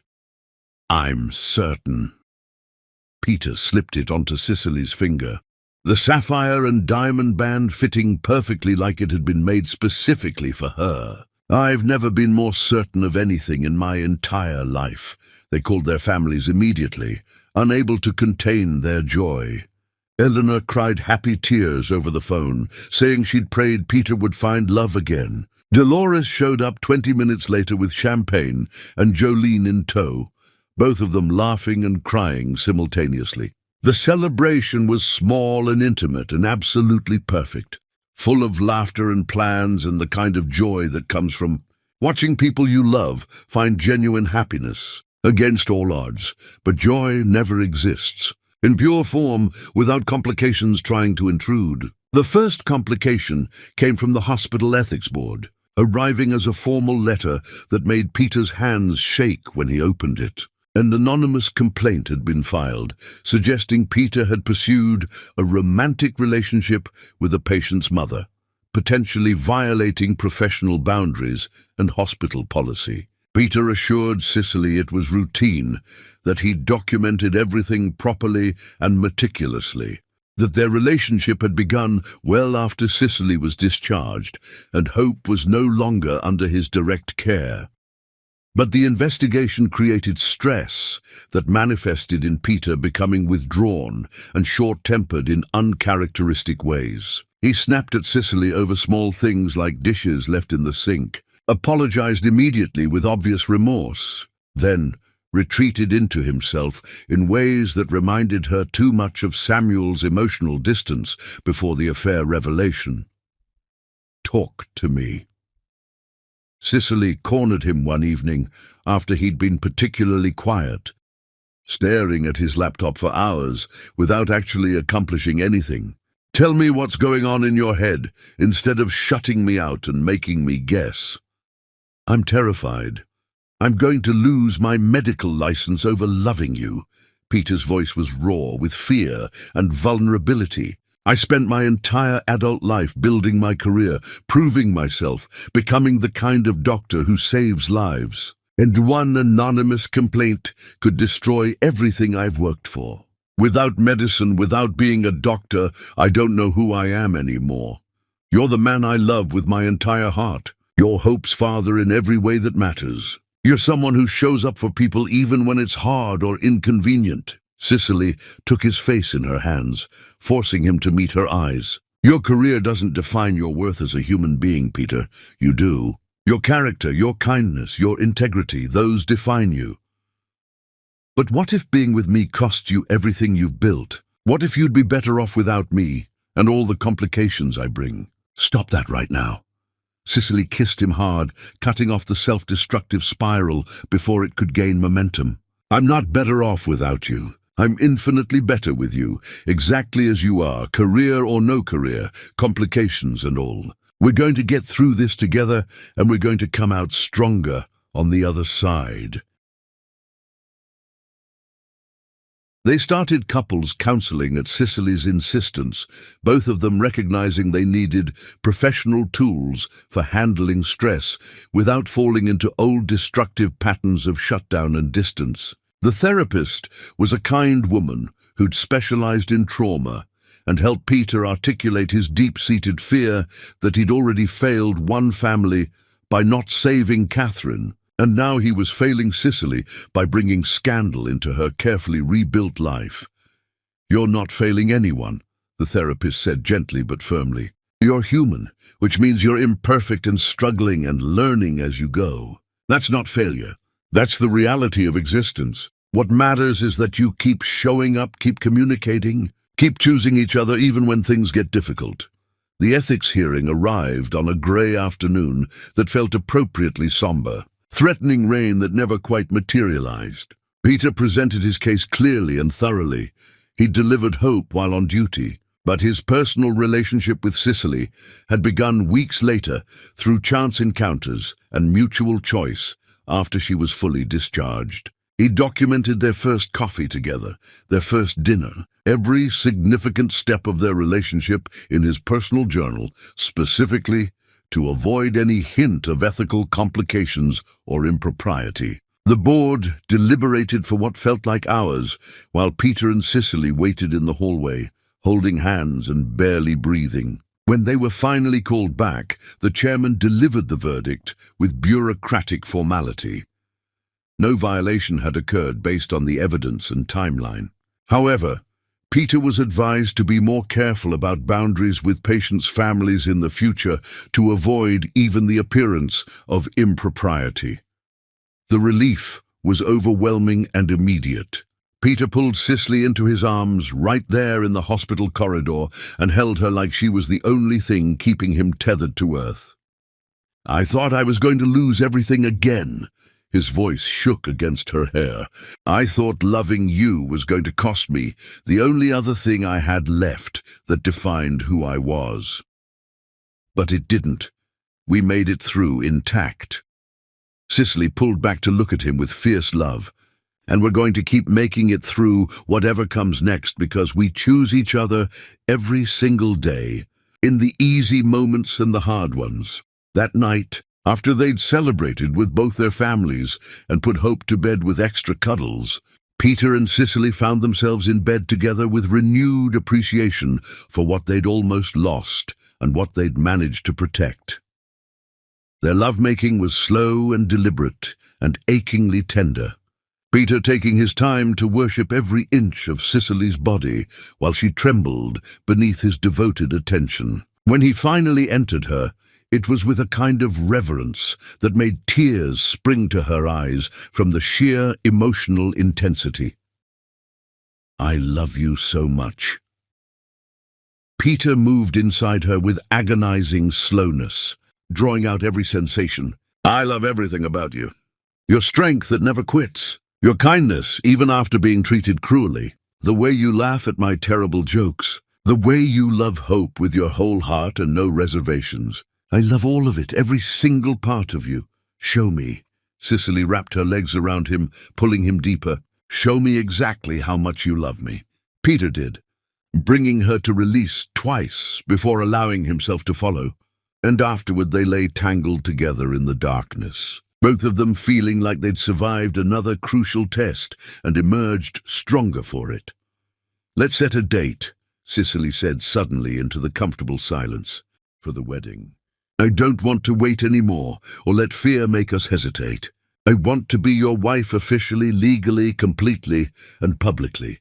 Spring, Peter suggested, tracing idle patterns on her bare shoulder. In the hospital gardens where we first really talked, where our relationship began shifting into something more. Perfect, Cicely kissed him softly. Absolutely perfect. Full circle from where we started. They started planning immediately with infectious enthusiasm, keeping it small and intimate, just family and genuinely close friends. No elaborate production, nothing designed to impress people whose opinions didn't matter. Eleanor helped enthusiastically with flowers and catering. Dolores commissioned a dress from a talented local seamstress. Jolene organized the logistics with military precision that made everyone laugh. Through it all, Hope grew and thrived beautifully, hitting developmental milestones, while completely unaware that the man she called Dada wasn't biologically related to her. Peter started formal adoption proceedings with the help of an excellent family lawyer, and Samuel, broken and defeated in his studio apartment across town, signed the papers without protest when they arrived via certified mail. His lawyer had advised him bluntly that fighting would be expensive and ultimately futile, that he'd abandoned his rights when he'd abandoned Cicely in labor, that the best thing he could possibly do for Hope was let her have the father who'd actually shown up consistently for her. Samuel signed with a pen that felt like it weighed 1,000 pounds, each stroke of his signature an acknowledgement that he'd destroyed the most important thing in his life, and there was absolutely no way back, no redemption arc, no second chance for someone who'd been as cruel as he'd been. Chapter 9. The Final Preparations. Spring arrived with cherry blossoms painting the city in shades of pink and white, with the promise of new beginnings hanging in the air like perfume. Hope's adoption finalized on a morning so beautiful it felt like the universe itself was celebrating their family becoming legally official. Peter cried openly in the courthouse while holding his daughter, truly his daughter now in every possible way, and thanking Cicely for trusting him with the most precious part of her life.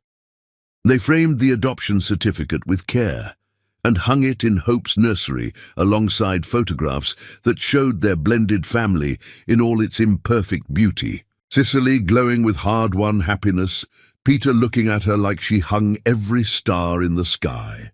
Hope grinning with her first teeth showing, all of them surrounded by grandparents and aunts and uncles who loved them unconditionally without reservation.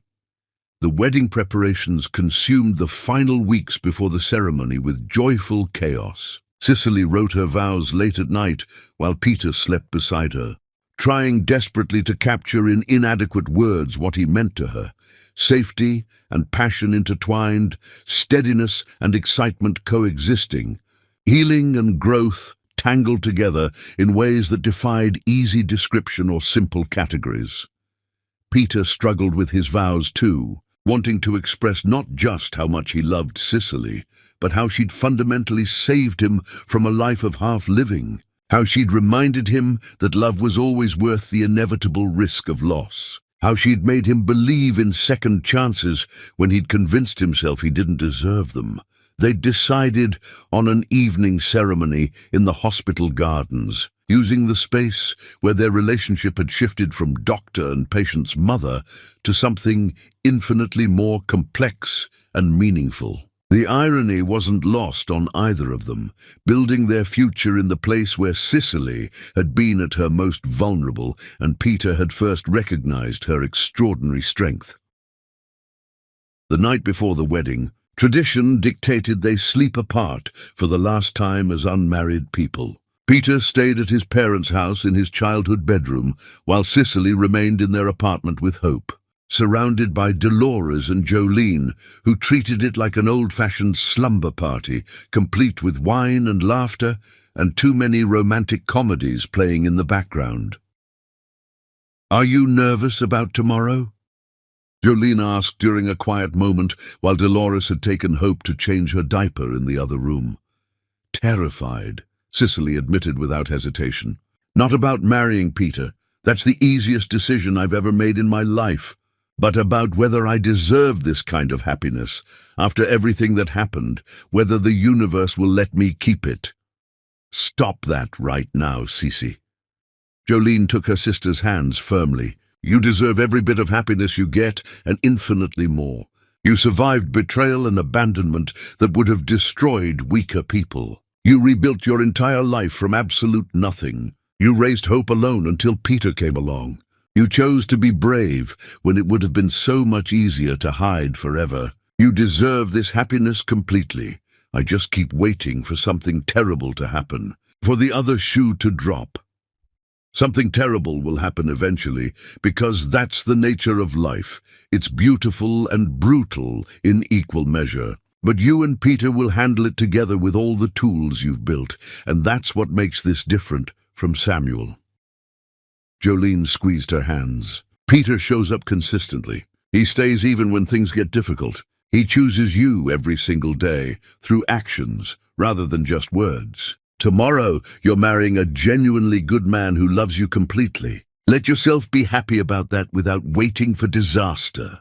Cicely nodded through tears, letting herself believe her sister's wise words. Meanwhile, across town in his childhood bedroom, surrounded by trophies and old textbooks, Peter was having a remarkably similar conversation with his father in the den downstairs. Catherine would have loved Cicely deeply. Thomas said it quietly, the first time he'd mentioned Peter's first wife in connection with his upcoming marriage. She would have been genuinely happy you found someone who makes you smile and laugh again, who reminds you how to fully live. I hope so. Peter stared at his hands. Sometimes I feel guilty, like I'm somehow betraying Catherine's memory by being this happy with someone else, like loving Cicely means forgetting Catherine. Love isn't finite or exclusive, son. Loving Cicely doesn't diminish or erase what you felt for Catherine. It just means your heart was big enough to survive unimaginable tragedy and still have room for profound joy. Thomas paused meaningfully. Catherine's gone, and that's heartbreaking and unfair and tragic, but you're still alive, and you're allowed to live fully and completely. She would have wanted that for you without question. Thank you. Peter's voice was rough with emotion. I genuinely needed to hear that permission from you. The wedding day dawned clear and absolutely perfect, warm enough to celebrate comfortably outdoors, but not so hot as to be uncomfortable. Cicely woke early to Hope's babbling, feeding her daughter while watching the sunrise paint her bedroom in shades of gold and pink that felt prophetic. By afternoon, the apartment was organized chaos that somehow worked. Dolores steaming the dress with careful attention, Jolene doing Cicely's makeup with an artist's precision, Eleanor arriving with the most stunning flowers anyone had seen, Hope being passed between doting grandmothers who'd become genuine best friends through their children's relationship. When Cicely finally put on her dress, a simple but elegant ivory gown that made her feel beautiful without trying too hard to impress, the room fell into reverent silence. Oh, honey? Dolores pressed her hand to her mouth, tears already streaming down her face. You look absolutely stunning, like an angel. Peter's going to lose his mind when he sees you, Jolene added, grinning through her own tears. This is absolutely perfect. You're perfect. Hope, dressed in a tiny white dress with fresh flowers woven into her dark curls, clapped her hands enthusiastically and said, "Mama pretty," which made everyone cry and laugh simultaneously.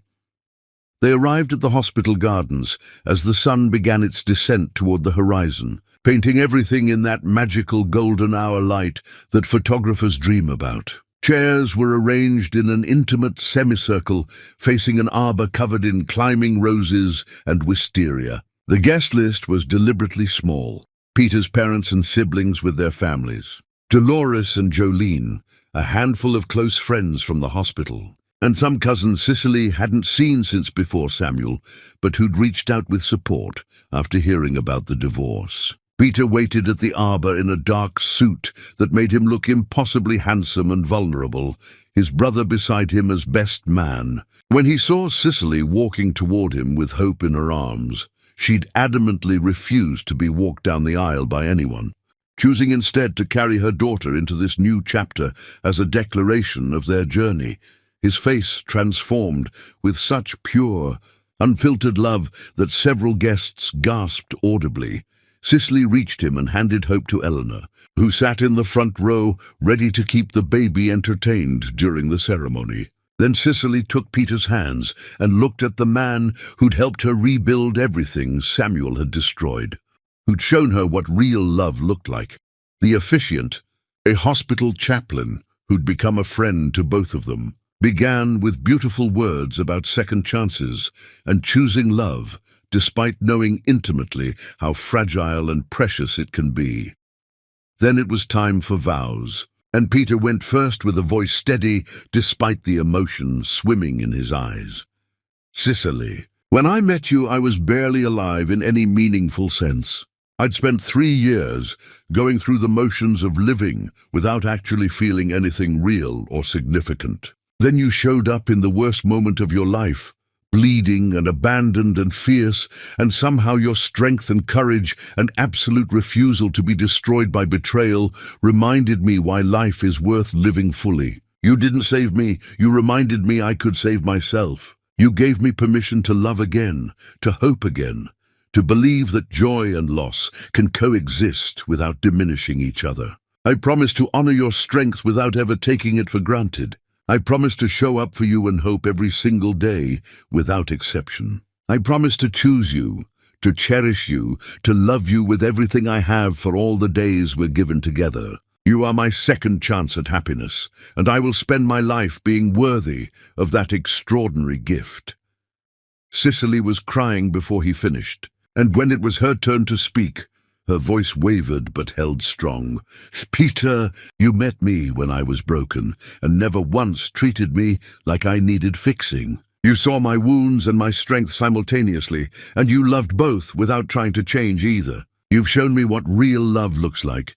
Not ownership or control, but genuine partnership and mutual respect, and choosing each other every day. You've loved my daughter like she's yours from the very beginning, and watching you become her father has been one of the greatest joys of my entire life. I promise to trust you with my heart, even when fear tells me to protect myself. I promise to be brave enough to let you see all of me, the beautiful parts and the messy, broken parts alike. I promise to choose you, to build with you, to love you with everything I am for as long as we both shall live. You gave me back my belief in happy endings and second chances. Now let's write ours together for the rest of our lives. The officiant pronounced them married with obvious joy, and Peter kissed Cicely like a man who'd been given back everything he thought he'd lost forever. The small crowd erupted in cheers and applause, Hope clapping along without understanding why, everyone crying and laughing and celebrating two people who'd survived their worst nightmares and found each other on the other side. The reception was held in a private room at the hospital, intimate and absolutely perfect, full of delicious food and music and toasts that made everyone emotional. Thomas gave a speech about watching his son come back to life. Dolores talked about her daughter's incredible strength and resilience. Jolene roasted them lovingly while crying through her entire speech, making everyone laugh and cry simultaneously.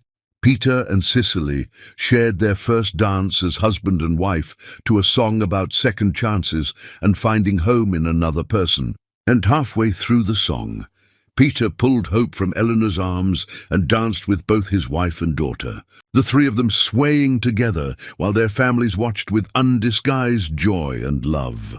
As the evening wound down naturally and guests began filtering out with warm hugs and congratulations, Peter pulled Cicely close and whispered in her ear with obvious desire. "Ready to start forever, Mrs. Baker? I've been ready since the night you delivered Hope and looked at me like I was strong instead of broken." Cicely kissed him softly, tasting champagne and promise. Let's go home to our life. They left the reception early with their family's blessing, Eleanor and Dolores staying behind with Hope, so the newlyweds could have their wedding night completely alone. Peter carried Cicely over the threshold of their apartment in time-honored tradition, and once the door closed behind them with finality, they came together with all the passion and promise of two people who'd fought through hell to find each other. Their lovemaking was everything a wedding night should be, celebratory and tender, passionate and playful, meaningful and joyful all at once. They took their time exploring each other like it was simultaneously the first time and the 1,000th time, whispering promises and declarations between kisses that tasted like champagne and forever. I love you more than I knew it was possible to love anyone. Peter said it repeatedly while they moved together in perfect rhythm. I love you, I love you, I love you. I love you too with everything I am. Cicely gasped as pleasure built toward its peak. Forever! I love you forever. They climbed together toward release and fell together into bliss, crying out each other's names as waves of pleasure crashed over them. And afterward, they lay tangled in sheets and happiness and complete contentment, both of them feeling like they'd survived every trial specifically so they could find their way to this perfect moment. We did it. Cicely traced patterns on Peter's chest, listening to his heartbeat slow. We actually made it through everything and came out whole on the other side. We did more than survive. Peter kissed the top of her head. We built something beautiful from ruins, and this is just the beginning of our story, not the end. Chapter 10. The Wedding That Rewrote Everything. The honeymoon in the Caribbean was exactly what they needed after months of stress and planning. 7 days of sunshine and turquoise water, sleeping late and making love at odd hours, completely disconnected from reality's demands. They video-called Hope daily, both of them missing their daughter terribly, but also recognizing they needed this time alone to solidify their bond as husband and wife. They returned home refreshed to their apartment, which no longer felt like Peter's place or Cicely's place, but genuinely theirs. Hope had grown in just a week, or maybe it was their perspective that had shifted, making everything feel more precious and significant. Life settled into a beautiful rhythm that felt almost impossibly perfect. Peter worked at the hospital with renewed passion, coming home to Cicely and Hope with energy instead of exhaustion. Cicely started writing seriously again, carving out time during Hope's naps to work on stories about second chances and women who survived. Her first completed manuscript was rough but honest, and Peter read it with genuine pride before encouraging her to submit it to agents. Dolores and Eleanor became inseparable, attending book clubs together and spoiling Hope with equal enthusiasm. Jolene started dating a kind lawyer from her firm, someone steady who made her laugh. Months passed, then a full year, then more. Hope grew from infant to toddler to preschooler, from first words to full sentences to endless questions, calling Peter Dada with complete certainty that he was her father in every way that mattered. They bought a house with a backyard where Hope could play, painting her room together and planning for potential siblings in the future. Cicely's book sold to a small press specializing in women's fiction, and she held the published copy in her hands, with tears streaming down her face, feeling like she'd reclaimed a part of herself that Samuel had convinced her to abandon. Peter threw her a launch party where their families celebrated this woman who'd rebuilt her entire life. Samuel, if they thought about him at all anymore, had become a cautionary tale rather than a source of pain. Cicely occasionally wondered what happened to him through the grapevine. Heard he'd moved somewhere far away, that he'd lost everything and was slowly rebuilding a life that bore no resemblance to what he'd once had. She felt nothing about it except mild relief that he was distant from Hope.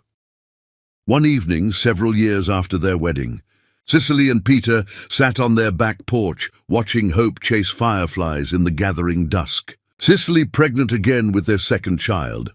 Do you ever think about where we'd be if Samuel hadn't destroyed your marriage? Peter asked quietly. Sometimes, Cicely leaned against him. But mostly I think about how grateful I am that he did, because it led me to you. Not grateful for the pain, but grateful for the outcome. I think about Catherine too, about whether she'd approve of us, of this life. Peter's hand rested on Cicely's small bump, protectively. And I choose to believe she would be happy I found you, rather than spending my life mourning alone. I think Samuel will spend his life mourning what he threw away. Cicely said it without malice. And I hope someday he finds whatever peace he can. But that's not my concern anymore. My concern is this family we've built, this life we're creating together. Hope ran to them breathless and laughing, climbing into Peter's lap with grass-stained knees. He kissed her forehead and settled her against his chest. And Cicely watched her husband and daughter with bone-deep contentment. Later that night, after Hope was asleep and they'd locked up the house, Peter and Cicely made love with the practiced intimacy of long-term partners who'd learned each other's bodies and souls. There was no desperation or urgency, just steady passion and deep affection. I love our life, Cicely whispered against Peter's shoulder afterward. Everything about it, the mundane mornings and the hard days and the beautiful moments and all of it together. Me too. Peter pulled her closer. I love you. I love Hope. I love this baby growing inside you. I love the family we've become and the future we're building brick by brick. They fell asleep tangled together, secure in the knowledge that they'd survived their worst nightmares and chosen to build something beautiful from the ruins. And somewhere far away, in a small apartment, in a city where nobody knew his history, Samuel Pollard sat alone, looking at old photographs of a life he'd destroyed. He thought about Cicely's laugh, about Hope's first ultrasound picture, about everything he'd thrown away for something temporary.